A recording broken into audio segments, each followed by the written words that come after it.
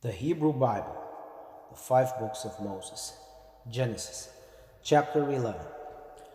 And all the earth was one language, one set of words. And it happened as they journeyed from the east that they found a valley in the land of Shinar and settled there.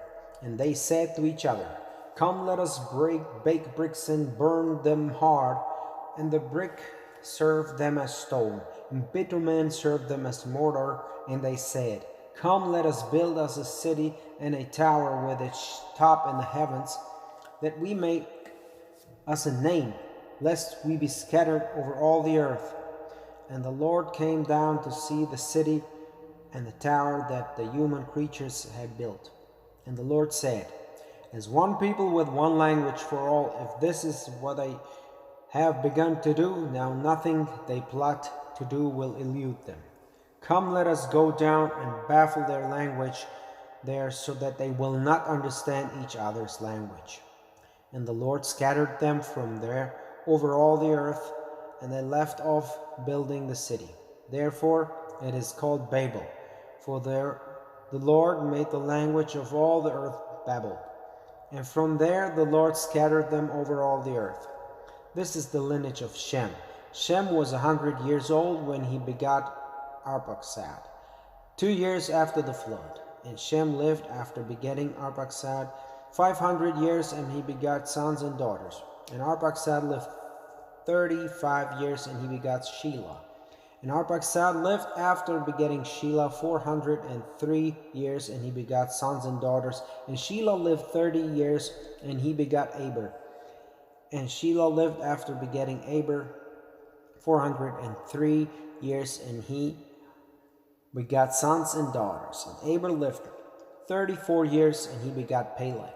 And Eber lived after begetting Peleg 430 years, and he begot sons and daughters. And Peleg lived 30 years, and he begot Reu. And Peleg lived after begetting Reu 209 years, and he begot sons and daughters. And Reu lived 32 years, and he begot Serug. And Reu lived after begetting Serug 207 years, and he begot sons and daughters. And Serug lived 30 years, and he begot Nahor. And Serug lived after begetting Nahor 200 years, and he begot sons and daughters. And Nahor lived 29 years, and he begot Terah. And Nahor lived after begetting Terah 119 years, and he begot sons and daughters. And Terah lived 70 years, and he begot Abram, Nahor, and Haran. And this is the lineage of Terah. Terah begot Abram, Nahor, and Haran. And Haran begot Lot.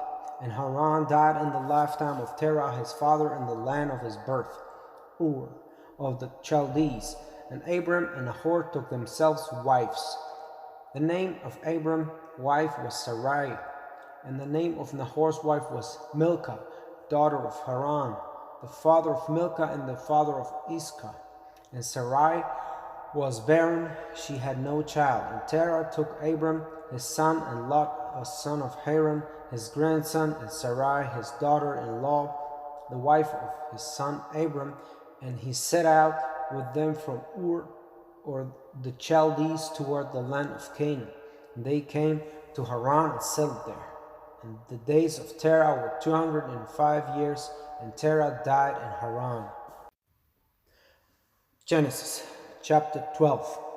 And the Lord said to Abram, "Go forth from your land and your birthplace and your father's house, the land I will show you.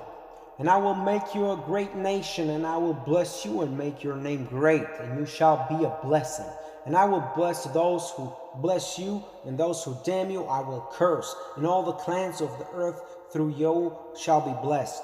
And Abram went forth as the Lord had spoken to him, and Lot went forth with him, Abram being 75 years old when he left Haran. And Abram took Sarai his wife, and Lot his nephew, and all the goods they had gotten, and the folk they had bought in Haran. And they set out on the way to the land of Canaan. And they came to the land of Canaan. And Abram crossed through the land to the side of Shechem, to the terebinth of Moreh. The Canaanite was then in the land. And the Lord appeared to Abram and said, "To your seed I will give this land." And he built an altar there to the Lord who had appeared to him. And he pulled up his stakes from there for the high country east of Bethel, and pitched his tent with Bethel to the west and Ai to the east.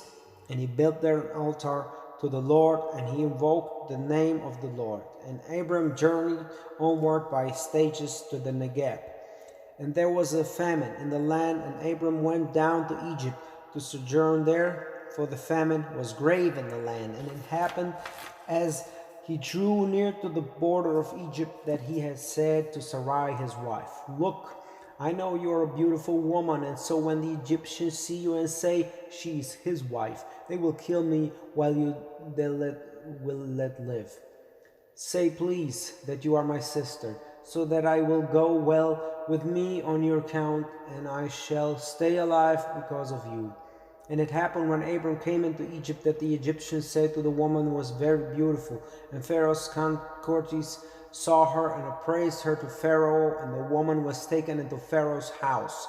And it went well with Abram and her account, and he had sheep and cattle and donkeys and male and female slaves and she-asses and camels. And the Lord afflicted Pharaoh and his household with terrible plagues because of Sarai, the wife of Abram. And Pharaoh summoned Abram and said, "What is this you have done to me? Why did you not tell me she was your wife? Why did you say she is my sister, so that I took her to me as wife? No, here is your wife. Take her and get out." And Pharaoh appointed men over him, and they sent him out with his wife and all he had.